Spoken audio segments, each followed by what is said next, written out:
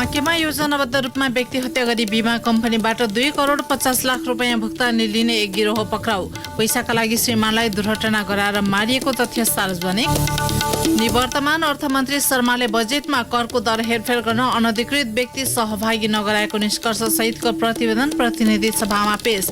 शङ्कास्पद व्यक्तिसँग सोधपुछ गर्न नपाएकाले छानबिन अपुरो भएको भन्दै प्रतिपक्षी एमालेको फरकमा।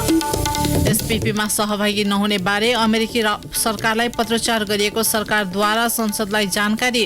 प्रधानमन्त्री देवाससँग सहायक विदेश मन्त्री डोनाल्ड लूको भेटवार्ता।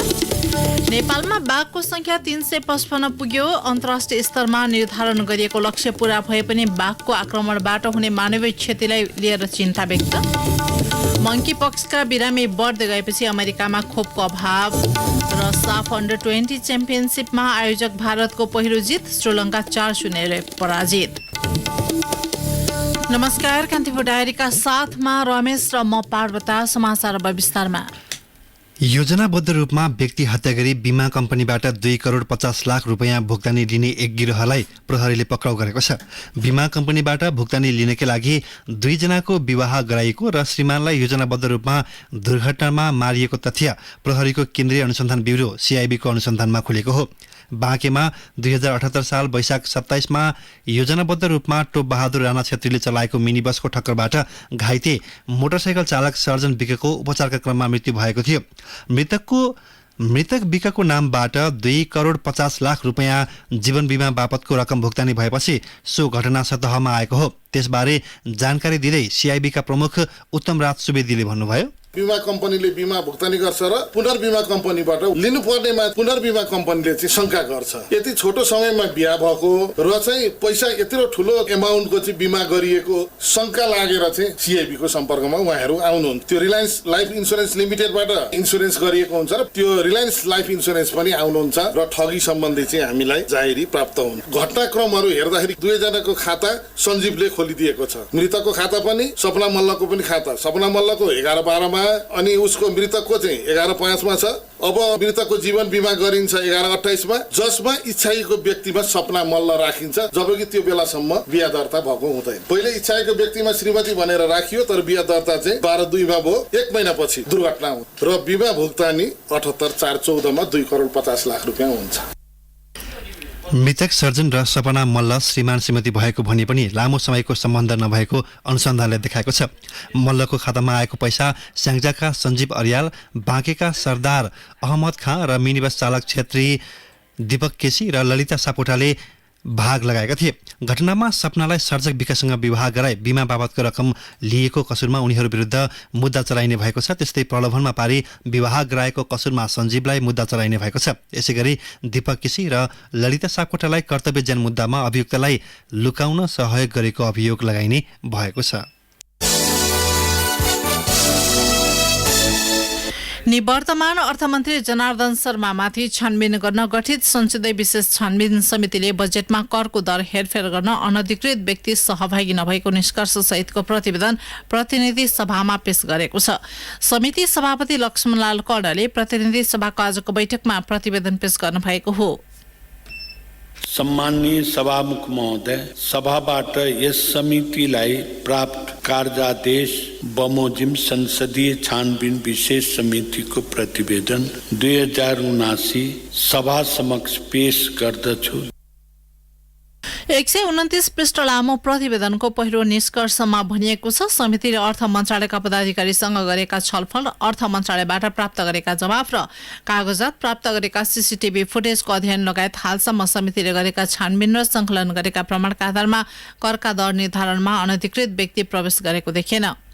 यसैबीच समितिले राजस्वका दर निर्धारण निकै संवेदनशील रहेकाले यस प्रक्रियामा सहभागीको अभिलेख तथा सुझावलाई सुरक्षित राख्नुपर्ने सुझाव समेत दिएको छ। समितिको निष्कर्षप्रति एमालेका सदस्यहरूले भने 9 पृष्ठ लामो फरक मत राखेका छन्। अनुसन्धानै पूर्ण र पर्याप्त हुन नसकेका कारण यत्तिकै आधारमा बजेट निर्माणमा अनधिकृत व्यक्तिको प्रवेश भएको थिएन भने निष्कर्षमा पुग्न नमिल्ने जिकिर एमालेका सांसदहरूले गरेका छन्। त्यस्तै बजेट निर्माणमा संलग्न भनिएका शंकास्पद व्यक्तिसँग सोधपुछ गर्न नपाइएको दाबी समेत उनीहरूले गरेका छन्। समिति सदस्य एमाले सांसद प्रदीप गेवालीले अनुसन्धान अधुरो भएको बताउनुभयो। अनधिकृत भनिएका व्यक्तिहरूको कल डिटेल लिने कुरा, उनीहरूको मोबाइल लोकेसन पत्ता लगाउने कुरा, अर्थ मन्त्रालयमा त्यस दिन रहेका सबै कर्मचारीहरूको नाम नामेसी लिएर उनीहरूसँग सबैसँग चाहिँ बयान लिने कुराहरू जस्ता कैयौँ प्रश्नहरूमा चाहिँ समिति त्यो प्रश्नमै एक ठाउँमा उभिन सकेन। यसो भनौँ, अब सत्तापक्षका कतिपय मान्यज्यूहरू त्यो विषयमा प्रवेशै गर्न चाहनु भएन। त्यसो भइसकेपछि अनुसन्धान नै अधुरो रह्यो। अनुसन्धान अधुरो रहेपछि निष्कर्ष अधुरो रह्यो। समितिले 17 दिन लगाएर प्रतिवेदन तयार पारेको थियो। नयाँ आर्थिक वर्षको बजेटमा अनधिकृत व्यक्तिले करका दर हेरफेर गरेको आरोप लागेपछि तत्कालीन अर्थमन्त्री शर्माले राजीनामा दिनुभएको थियो। सरकारले स्टेट पार्टनरशिप प्रोग्राम एसपीपीमा सहभागी नहुने बारे अमेरिकी सरकारलाई पत्राचार गरेको जानकारी संसदलाई गराएको छ। एसपीपीमा सहभागी नहुने निर्णय कार्यान्वयन नभएको भन्दै चौतर्फी आलोचना भइरहेका बेला परराष्ट्र मन्त्री नारायण खड्काले प्रतिनिधि सभाको आजको बैठकमा बोल्दै साउन 9 गते त्यसबारे अमेरिकालाई पत्राचार गरिएको बताउनुभयो। एसपीपी अर्थात् स्टेट पार्टनरशिप प्रोग्रामलाई अघि नबढाउने नेपाल सरकार मन्त्री परिषदबाट निर्णय भइसकेको परिप्रेक्ष्यमा परराष्ट्र मन्त्रालयले यसलाई कार्यान्वयन गरिसकेको बेहोरा म सम्मानित संसदलाई जानकारी गराउन चाहन्छु।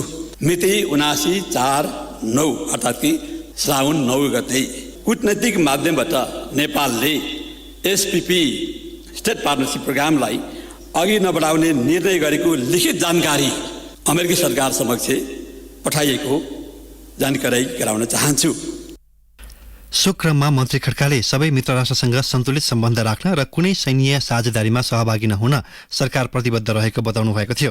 प्रतिपक्षी एमालेका सांसदले भने अमेरिकालाई गरिएको पत्राचारको प्रतिलिपि संसदलाई उपलब्ध गराउन माग गरेका छन्। एमाले सांसद भीम रावलले भन्नुभयो, हामीले स्वयं सम्मान्य सभामुख महोदयबाट गरिएको निर्देशन र संसदको माग र नेपाली जनताको माग के थियो भने नेपाल सरकारले पठाएको पत्र हामीलाई जानकारी गराइयोस् भन्ने पनि हाम्रो माग रहेको छ। त्यसकारण नेपाल सरकारको तर्फबाट गएको पत्रको प्रतिलिपि यो संसदको सम्बन्धित ठाउँमा यो प्राप्त हुन्छ कि हुँदैन, प्राप्त होस्। जवाफमा परराष्ट्र मन्त्री खड्काले भने अमेरिकालाई पठाइएको पत्र बाहिर ल्याउन नमिल्ने धारणा राख्नु भएको थियो। मन्त्री स्वयं संसदमा उपस्थित भएर बोलेपछि पत्रबारे थप चर्चा गर्न आवश्यक नभएको बताउनुभयो। त्यसै एउटा परराष्ट्र मन्त्री सरकारको तर्फबाट यहाँ बोलिसकेपछि अब यो पत्र यहाँ सदनमा दिने कुराको बारेमा यहाँ कमिटी समितिहरूमा दिनेको कुरामा एउटा विश्वास कि भनिसकेपछि यहाँ म आएर बोलिसकेँ, सरकारले पत्रचार गरिसक्यो भन्ने विषयमा व्यक्त गरिसकेपछि कतिपय कुराहरू सायद यहाँलाई थाहा होला, धेरै देशहरूले केही वर्षहरू कतिपय डकुमेन्टहरूलाई उनीहरूले राख्छन् र केही समयपछि त्यसलाई आउट गर्छन्। विश्वास कता कता यो सरकार प्रतिपक्ष हाम्रो आपसमा एउटा विश्वास रासोन्मुख भइरहेको हो कि र यसले राज्य सञ्चालनमा भोलि कस्तो खालको असर पुर्याउँछ भन्ने खालको प्रश्न पनि यसले सँगसँगै उभ्याउन सक्छ। एसपीपी बारे संसदमा बारम्बार प्रश्न उठेपछि सभामुख अग्निप्रसाद सापकोटाले त्यस सम्बन्धमा जानकारी गराउन सरकारलाई निर्देशन दिनुभएको थियो। एसपीपीमा सहभागी नहुने सरकारको निर्णयका सन्दर्भमा बहस भइरहँदा अमेरिकी सहायक विदेश मन्त्री डोनाल्ड लू नेपाल भ्रमणमा रहेका बेला सो विषयमा सरकारले अमेरिकालाई पत्रचार गरिएको जानकारी संसदलाई गराएको हो। यसैबीच स्टेट पार्टनरशिप प्रोग्राम एसपीपीलाई नेपालले अस्वीकार गरेको भने पत्र आफूलाई प्राप्त भइसकेको अमेरिकाले जनाएको छ। काठमाडौँ स्थित अमेरिकी दूतावासका पब्लिक अफेयर्स प्रमुख विल्कर्सनले कान्तिपुरलाई प्रतिक्रिया दिँदै सो जानकारी दिनुभएको हो। मन्त्री परिषदको असार 6 गते बसेको बैठकले एसपीपीलाई अस्वीकार गर्ने निर्णय गरेको थियो। परराष्ट्र मन्त्रालयकी प्रवक्ता सेवा लम्सालले पनि अमेरिकालाई पत्रचार गरिसकेको बताउनुभयो। कान्तिपुर डायरीमा अब ब्रेकको पालो। कान्तिपुर डायरीमा अब बाँकी प्रसङ्ग। नेपाल भ्रमणमा रहेका अमेरिकी सहायक विदेश मन्त्री डोनाल्ड लूले प्रधानमन्त्री शेरबहादुर देउवासँग भेटवार्ता गर्नुभएको छ। भ्रमणको दोस्रो दिन लूले प्रधानमन्त्री देउवासँग बालुवाटार पुगेर भेटवार्ता गर्नुभएको हो। भेटका क्रममा दुवै देशको सम्बन्ध विस्तारको विषयमा छलफल भएको बताइएको छ। प्रधानमन्त्री देउवाले माइक्रो ब्लग ट्विटर मार्फत नेपाल र अमेरिकाको मैत्रीपूर्ण सहयोगबारे विचार आदान प्रदान भएको उल्लेख गर्नुभएको छ। यस्तै प्रधानमन्त्री देउवाले अमेरिकाले नेपालको विकास सम्बन्धमा गरिरहेको सहयोगप्रति धन्यवाद दिँदै आगामी दिनमा उच्च स्तरको आर्थिक सहयोगको अपेक्षा गरिरहेको बताउनु भएको छ। प्रधानमन्त्रीसँगको भेट अघि सहायक विदेश मन्त्री लूले परराष्ट्र मन्त्री नारायण खड्कासँग भेटवार्ता गर्नुभएको थियो। परराष्ट्र मन्त्री खड्कासँगको भेटमा दुवै देशबीच विकास सहयोग, आर्थिक सहयोग तथा खाद्य सुरक्षा लगायत विषयमा छलफल भएको जनाइएको छ। सहायक विदेश मन्त्री लू भोलि स्वदेश फर्कने कार्यतालिका छ। अब कान्तिपुर सविस्तार। कान्तिपुर सविस्तार। नेपालले बाघ संरक्षणमा उल्लेखनीय प्रगति हासिल गर्दै अन्तर्राष्ट्रिय स्तरमा गरेको प्रतिबद्धता अनुसारको लक्ष्य प्राप्त गरेको छ। सन् 2018मा 235 बाघ रहेकोमा 4 वर्षभित्र त्यसमा वृद्धि भई 355 पुगेको छ। बाघको संख्या वृद्धि हुनुको उपलब्धिको प्रशंसा र चर्चाका बीच बाघको आक्रमणबाट हुने मानवीय क्षति तथा बाघको वासस्थान व्यवस्थापनलाई लिएर चिन्ता व्यक्त भएका छन्। मानवीय क्षति र बाघको वासस्थानको समस्यालाई गम्भीरतापूर्वक लिनुपर्ने सुझाव विज्ञहरूले दिएका छन्। पछिल्लो 3 वर्षमा नेपालमा बाघको आक्रमणबाट 55 जनाको मृत्यु भएको तथ्याङ्क छ। यो अवधिमा बाघको आक्रमणबाट 27 जना घाइते भएका छन्। पछिल्लो 3 वर्षका घटना हेर्दा हरेक महिना निकुञ्ज तथा मध्यवर्ती क्षेत्रमा 2 भन्दा बढी बाघको आक्रमणमा पर्ने गरेको तथ्याङ्क देखिन्छ। बाँके राष्ट्रिय निकुञ्ज र आसपासका क्षेत्रमा बाघको आक्रमणबाट आर्थिक वर्ष 2078-79 मा 5 जनाको मृत्यु भएको छ भने 1 जना घाइते भएका छन्। त्यस्तै आर्थिक वर्ष 2077-78 मा 2 जना मारिए भने 2076-77 मा बाघको आक्रमणबाट 2 जनाको ज्यान गएको थियो। बाँके राष्ट्रिय निकुञ्ज तथा वन्यजन्तु विभागका महानिर्देशक डाक्टर रामचन्द्र कणेलले बाघको आक्रमणबाट हुने क्षतिलाई रोक्न बाघ संरक्षणको परम्परागत शैलीलाई परिमार्जन गर्दै अघि बढेको बताउँछन्। उनले भने वन्यजन्तुबाट हुने क्षतिको राहतका लागि त्यसलाई अलिकति सहजीकरण अलि सरलीकृत गर्ने, परिमाण बढाउने, के प्रजातिहरू छुटेको प्रजातिहरू समावेश गर्ने काम एउटा भयो। प्रधानमन्त्री बाघ संरक्षण तथा जीविकोपार्जन कार्यक्रम भनेर जुन ब्रान्डिङ भएको छ त्यो मार्फतबाट हामीले समुदायलाई जीविकोपार्जनको लागि सहयोगी हुने कार्यक्रमहरू एउटा कुरा। अर्को कुरो जुन वासस्थान व्यवस्थापन हामीले परम्परागत रूपमा गरिआएकै छौँ त्यसलाई अझ व्यवस्थित एकदम डाइभर्स अलिकति बढी एक्सटेन्सिभ अब चाहिँ एकदम वाइड एरियामा व्यवस्थापन गर्ने हिसाबले एउटा कार्यविधि हामीले चाहिँ बनाएर भर्खरै त्यसको मस्यौदा मन्त्रालयमा पेश गरिसकेका छौँ। त्यो भइसके पछाडि राष्ट्रिय निकुञ्ज भित्रै बाघको आहारजन्य वन्यजन्तुहरू सरल एकदम तरिकाबाट त्यहाँ चाहिँ वासस्थानमा खेल्ने, चर्ने, घुम्ने, विचरण गर्ने स्थान क्रिएट गर्ने हिसाबले वासस्थानको व्यवस्थापन गर्ने चाहिँ एउटा रणनीति छ। चितवन र बर्दिया राष्ट्रिय निकुञ्जले बढी बाघ पाइने क्षेत्रका रूपमा पहिचान बनाएका छन् भने बाँके, पर्सा र शुक्लाफाटा राष्ट्रिय निकुञ्जले चितवन र बर्दियालाई पछ्याइरहेका छन्। चितवन निकुञ्ज र आसपासका क्षेत्रमा वन्यजन्तु आक्रमणमा गत वर्ष मात्रै 24 जनाको मृत्यु भएको छ। त्यसमध्ये 16 जनाको बाघको आक्रमणबाट ज्यान गएको छ भने 7 जना घाइते भएका छन्। निकुञ्ज आसपास क्षेत्रमा बाघको आक्रमणबाट मानिसको मृत्यु हुने कुनै नौलो घटना भने होइन। चितवनको कमरोज मध्यवर्ती सामुदायिक वन उपभोक्ता समितिका अध्यक्ष गणेश बहादुर श्रेष्ठले राज्यले क्षतिपूर्तिका नाममा मानव जीवनलाई थप असुरक्षित बनाएको तर्क गर्छन्। उनी भन्छन् बाघलाई पनि अब चाहिँ संरक्षण गर्ने हेतुले अब राष्ट्रिय पुलिसले अपनाउनु पर्यो। अब ती बाघको आक्रमणबाट बच्नको लागि त अब पब्लिकहरू चाहिँ त्यहाँ जान नपर्ने अवस्था चाहिँ सिर्जित गरिदिनु पर्यो क्या। उनीहरूलाई घाँस त्यहाँ अरू गर्न जाँदैनन्। काट्ने व्यवस्था चाहिँ बाहिरै हामीले गर्न सक्यो भने जान नपर्ने अवस्था बनाइदियो भने त्यो चाहिँ यो आक्रमणबाट चाहिँ बच्छ। सरकारले 3 वर्षको अन्तरालमा बाघको संख्या 355 पुगेसँगै सन् 2022 सम्ममा संख्या दोब्बर बनाउन गरेको संकल्प पूरा गरेको छ। सन् 2010 नेपालमा 121 बाघ थिए। सन् 2013 को गणनामा 198 पुगेको थियो भने सन् 2018 मा बाघको संख्या 235 पुगेको थियो। सबैभन्दा धेरै बाघ चितवन राष्ट्रिय निकुञ्जमा 128, बर्दिया राष्ट्रिय निकुञ्जमा 125, बाँकेमा 25, पर्सामा 41, शुक्लाफाटामा 36 बाघ रहेको तथ्याङ्क छ। नेपालमा बाघको संख्या बढ्नु ठूलो सफलता भए पनि यससँगै थुप्रै चुनौती समेत देखिएको विज्ञहरूको भनाइ छ। बाघ संरक्षण सम्बन्धी जानकार डाक्टर महेश्वर ढकाल भन्छन् जसरी जलवायु परिवर्तनमा अर्ली वार्निङ सिस्टमको कुरा गरे चाहिँ त्यही लेभलमा टेक्नोलोजी विकास भइसकेको अवस्था चाहिँ छैन बाघको हकमा। तर एउटा कुरो चाहिँ के हो भने जुन आजको गणनामा पनि धेरै बाघ पाइने राष्ट्रिय निकुञ्जहरू छन् ती राष्ट्रिय निकुञ्जहरूको वरिपरिका जनताहरूसँग र ती जनताहरूमा सचेतनाका कार्यक्रमहरूमा चाहिँ हामीले जोड दिनुपर्ने, उनीहरूको क्षमता विकासका कार्यक्रमहरूमा जोड दिनुपर्ने र उनीहरूको जीविकोपार्जन र सुरक्षाका कार्यक्रममा जोड दिनुपर्ने। अब यही लाइनमा चाहिँ जानुपर्छ जस्तो चाहिँ लाग्दछ। जानकारहरूका अनुसार नेपाल बाहेक भारत, चीन, भुटान, रुस, Bangladesh, Vietnam, Myanmar, Malaysia, Indonesia, Thailand र लाओसमा पाटे बाघ पाइन्छन्। नेपाल जस्तै भुटान र भारतले पनि बाघको संख्यालाई दोब्बर भन्दा बढीले वृद्धि गरेका छन्। उचित वासस्थान र आहारका कारण लोप उन्मुख अवस्थामा रहेको बाघको संरक्षण अहिलेको आवश्यकता हो। संख्या संख्या बढ्दा मानिसको सुरक्षा थप जोखिमपूर्ण रहेको सरकारवालाको भनाइ छ। बाँके राष्ट्रिय निकुञ्ज तथा वन्यजन्तु विभागका महानिर्देशक डाक्टर कणेलले भने कोरोना खास अब 10वटा घटनामा कम्तीमा पनि 8वटा घटना चाहिँ निकुञ्जभित्र मान्छेहरू प्रवेश गर्दाखेरि भएका घटना छन्। जङ्गलभित्र नजाने बित्तिकै त्यो घटना घट्दैन। निकुञ्ज र मध्यवर्ती क्षेत्र आसपासमा बस्ने मानिसहरू घाँस दाउरा न्युरो टिप्न र गाई भैँसी चढाउन निकुञ्जमै भर पर्नुपर्ने बाध्यता छ। यस्तो अवस्थामा आम मानिसमा सचेतना अभिवृद्धि हुन आवश्यक छ भने सम्बन्धित निकाय गम्भीर बन्न, दैनिक गुजारा चलाउन जंगलमा आश्रित आम मानिसको दैनिकी सहज बनाई बाघको संरक्षणमा सबैको दायित्व बढाउन वैकल्पिक उपायको व्यवस्था मिलाउन सके बाघको आक्रमणबाट हुने क्षतिको कमी हुने देखिन्छ। रेडियो कान्तिपुरका लागि सन्तोष गन्धर्व। कान्तिपुर सविस्तार।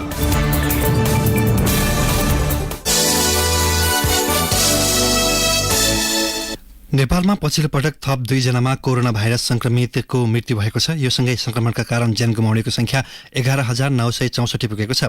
यस्तै पछिल्लो पटक 577 संक्रमित थपिएका छन्। स्वास्थ्य तथा जनसङ्ख्या मन्त्रालयका अनुसार 4,282 नमुना परीक्षण गरिएको थियो। पछिल्लो पटक पहिचान भएका संक्रमित तथा जम्मा परीक्षण संख्याको आधारमा संक्रमण दर 13.5% छ। अहिले देशभर कोरोनाका 4,356 जना सक्रिय संक्रमित रहेको मन्त्रालयको तथ्याङ्क छ। तथ्याङ्क अनुसार थप 28,256 जनाले संक्रमण विरुद्धको खोप लगाएका छन्। मन्त्रालयका अनुसार देशभरका विभिन्न अस्पतालमा कोरोनाका 34 बिरामीको आइसियु र 5 जनाको भेन्टिलेटरमा उपचार भइरहेको छ। सबैभन्दा धेरै बागमती प्रदेशमा 26 जना आइसियुमा छन्। कान्तिपुर डायरीमा अब रसुवा डायरीको पालो। रसुवा डायरीबाट बलराम घिमिरेको नमस्कार। रसुवागढी नाका हुँदै आर्थिक वर्ष 78-79 मा 26 अर्ब 33 करोड 18 लाख 80,630 रुपैयाँ मूल्य बराबरको सामान आयात भएको छ। त्योभन्दा अघिल्लो आर्थिक वर्षमा 18 अर्ब 34 करोड 54 लाख 61,000 रुपैयाँ मूल्य बराबरको सामान आयात भएको थियो। आर्थिक वर्ष 77-78 सँग तुलना गर्दा आर्थिक वर्ष 78-79 मा सामान आयात वृद्धि भएको छ। सामान आयातमा वृद्धि हुँदा 7 अर्ब 17 करोड 63 लाख 90,272 रुपैयाँ राजस्व संकलन भएको रसुवा भन्सार कार्यालयका प्रमुख भन्सार अधिकृत रामप्रसाद मैनालीले बताउनुभयो। रसुवागढी जलविद्युत आयोजनाबाट 2079 पुस अन्तिमदेखि विद्युत उत्पादन सुरु हुने भएको छ। आयोजनाबाट 2079 पुस अन्तिममा विद्युत उत्पादनका लागि Rasuwagadhi hydro power company limited लागि परेको छ। निर्माणमा कुनै बाधा अवरोध नआए पुस अन्तिममा पहिलो युनिटबाट विद्युत उत्पादन हुने रसुवागढी हाइड्रो पावर कम्पनी लिमिटेडका प्रमुख कार्यकारी अधिकृत छवि गैरेले बताउनुभयो। रसुवागढी नाका हुँदै चीनतर्फ मैदा, बेसार र खुर्सानी, बाँसको मुढा, अमृतसरको कुच्चो, हस्तकलाका सामान, कस्मेटिक, चाउचाउ लगायतका विभिन्न सामान निर्यात हुँदै आएको थियो। अहिले ती सामान चीनतर्फ निर्यात हुन पाएको छैन। नाका सहज हुँदा मासिक 40 टनसम्म बेसार र खुर्सानी रसुवागढी नाका हुँदै चीनतर्फ निर्यात गरेको कालिका गाउँपालिका 5 जीवजीविका व्यापारी मुकुन्द पौडेलले बताउनुभयो। कोरोना संक्रमण मत्थर हुँदै गएपछि लाङटाङ क्षेत्र घुम्न आउने विदेशी तथा स्वदेशी पर्यटकको संख्यामा वृद्धि भएको छ। तामाङ सम्पदा मार्ग, लाङटाङ र गोसेकुण्ड क्षेत्र घुम्नका लागि विदेशी तथा स्वदेशी पर्यटकहरू आउने गर्दछन्। कोरोनाका कारण शून्य भएको लाङटाङ क्षेत्रमा घुम्न आउने विदेशी तथा स्वदेशी पर्यटकको संख्यामा वृद्धि भएको लाङटाङ राष्ट्रिय निकुञ्जका प्रमुख संरक्षण अधिकृत प्रमोद भट्टराईले बताउनुभयो। आर्थिक वर्ष 78-79 मा 18,651 जना स्वदेशी तथा विदेशी पर्यटकहरू घुम्न आएका छन्। हवस् त रसुवा डायरी आजलाई यति नै। बलराम घिमिरे बिदा माग्छु। नमस्कार। जिल्ला डायरीपछि कान्तिपुर डायरीमा पुनः ब्रेकको पालो। ब्रेकपछि कान्तिपुर डायरीमा अब आर्थिक प्रसङ्ग। राष्ट्रिय सभा अन्तर्गतको दिगो विकास तथा सुशासन समितिले कृषि मन्त्रालय तथा भन्सार विभागलाई नेपालमा उत्पादन, आयात तथा निर्यात हुने सुपारीको तथ्याङ्क उपलब्ध गराउन निर्देशन दिएको छ। आज बसेको समितिको बैठकले एक साताभित्र समितिलाई लिखित रूपमा तथ्याङ्क उपलब्ध गराउन निर्देशन दिएको समिति सदस्य बिमला घिमिरेले जानकारी दिनुभयो। नेपालबाट सुपारी निर्यात गर्न पाइएको इजाजत भन्दा बढी निर्यात हुन थालेको गुनासो बढेपछि समितिले सो विषयमा सरकारको ध्यानाकर्षण गराएको हो। समितिका सदस्यहरूले नेपालबाट आयात तथा निर्यात हुने सुपारीको विषयमा गहन अध्ययन गर्न सुझाव दिएको छ। अवैध सुपारी निर्यात बढेसँगै सुपारीको स्याम्पल परीक्षण गरेर मात्र आयात तथा निर्यातको अनुमति दिन समितिको सुझाव छ। केही समय अगाडि विराटनगर भन्सारबाट भारततर्फ 800 वटा ट्रकमा सुपारी निकासी भइरहेको भेटेपछि प्रहरीले पक्राउ गरेको थियो। अवैध तौरबाट सुपारी निर्यात भएको आशंकामा ती ट्रकहरूलाई नियन्त्रणमा लिई प्रहरीले अनुसन्धान सुरु गरेको छ। शेयर कारोबार हुने साताको छैटौं दिन आज नेप्से बढेको छ। हिजो 15.49 अङ्कले बढेको बजार आज 12.92 अङ्कले बढेर 2140.39 बिन्दुमा पुगेको छ। कारोबारको सुरुवाती समयमा 2130.32 बिन्दुबाट सुरु भएको कारोबार 2140.40 बिन्दुमा गएर बन्द भएको हो। आज 215 वटा कम्पनीको 51,10,700 शेयर खरिद बिक्री हुँदा 2 अर्ब 19 करोड 13 लाख भन्दा बढी रुपैयाँको कारोबार भएको नेपाल स्टक एक्सचेन्जले जनाएको छ। अब अन्तर्राष्ट्रिय प्रसंग मंकी पक्सका बिरामी बढ्दै गएपछि संयुक्त राज्य अमेरिकामा खोपको चरम अभाव भएको छ। भाइरस रोकथाम तथा नियन्त्रणका लागि आवश्यक खोप मध्ये अमेरिकाले 1/3 खोप पनि उपलब्ध गराउन नसकिरहेको अन्तर्राष्ट्रिय सञ्चार माध्यमले जनाएका छन्। केही साता अघि सान फ्रान्सिस्कोमा जनस्वास्थ्य विभागले भाइरस नियन्त्रणका लागि 35,000 खोप सबैभन्दा जोखिममा रहेकाहरूलाई दिन आग्रह गरेको थियो, तर गत 3 सातामा 1/3 खोप मात्र प्राप्त भएको जनाएको छ। सान फ्रान्सिस्को सहित संयुक्त राज्य अमेरिकाका अन्य शहरमा मंकीपक्सका बिरामी बढ्दै गएपछि अमेरिकाले खोप अभावको सामना गरिरहेको हो। यस्तै अमेरिकाको सान फ्रान्सिस्कोमा मंकीपक्सका बिरामी बढ्दै गएपछि स्वास्थ्य आपतकाल घोषणाको तयारी गरिएको छ। अगस्त 1 देखि लागू हुने गरी आपतकाल घोषणा गर्न लागि हो। अमेरिकामा कुल 4,907 जनामा मंकीपक्स पुष्टि भएको छ। युक्रेनको डोनेक्स स्थित एक जेलमा मिसाइल आक्रमणमा परि 40 जना युक्रेनी कैदीबन्दीको मृत्यु भएको छ। युक्रेनले अमेरिकामा निर्मित रकेट प्रहार गर्दा 40 युक्रेनी कैदीबन्दी मारिएको रुसी रक्षा मन्त्रालयलाई उद्धृत गर्दै अल जजिराले जनाएको छ। 75 जना घाइते भएका छन्। सो हिरासत केन्द्रमा युक्रेनी सैन्य, युद्धका कैदीहरू, अजोब बटालियनका लडाकुहरू लगायत थिए। अमेरिकामा निर्मित मल्टिपल प्रक्षेपण रकेट प्रणालीबाट मिसाइल केही समयअघि परीक्षण गरिएको थियो। अब खेल प्रसंग 15औं विश्व सोतोकान कराते च्याम्पियनशिपमा सहभागी हुन 2 नेपाली खेलाडी सहित 4 सदस्यीय टोली भोलि जापान जाने भएका छन्। प्रतियोगिता आगामी साउन 16 देखि 22 गतेसम्म हुनेछ। प्रतियोगितामा पुरुष 70 केजी मुनि फणिन्द्र प्रसाद जंगम र महिला 55 केजी मुनि अद्रिना थापाले प्रतिस्पर्धा गर्नेछन्। राष्ट्रिय खेलकुद परिषद राखेप सदस्य सचिव टंकालाल घिसिङले काठमाडौँमा एक कार्यक्रमका बीच टोलीलाई बिदाई गरेको थियो। टोली प्रमुखमा नेपाल सोतोकान कराते संघका प्रमुख प्रशिक्षक एवं अध्यक्ष हेमकुमार श्रेष्ठ तथा व्यवस्थापकमा लीलाराज डाँगी रहेका छन्। साफ अन्डर 20 च्याम्पियनशिपमा आयोजक भारतले पहिलो जित निकालेको छ। आफ्नो दोस्रो खेलमा श्रीलङ्कालाई 4-0 को फराकिलो गोल अन्तरले पराजित गर्दै भारतले पहिलो जित हात पारेको हो। पहिलो हाफ गोलरहित बराबरीमा सके पनि दोस्रो हाफमा भारतले 4 गोल गरेको थियो। भारतको जितमा पार्थिव गोगाईले 2 तथा हिमांशु जंगरा र गुर्कीरथ सिंहले 1-1 गोल गरे। जितसँगै भारतले 2 खेलबाट 3 अङ्क जोडेको छ।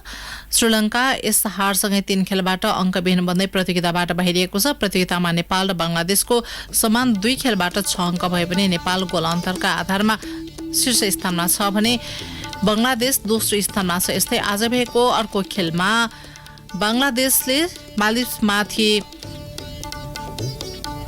4-2 को गोल अन्तरले जित हात पारेको छ। नेपालले अब पर्सि आइतबार आयोजक भारतसँग खेल्नेछ भने अन्तिम खेल साउन 17मा बंगलादेश विरुद्ध खेल्ने तालिका छ। हवस् त यिनै प्रसङ्गसँगै कान्तिपुर डायरीका आजका सम्पूर्ण बुलेटिन यही सकिन्छन्। भोलि बिहान 6:30 बजे हाम्रो नियमित बुलेटिन हुने नै छ। साथी रमेश र म पार्वता आज्ञा माग्छौँ। नमस्कार, शुभरात्रि।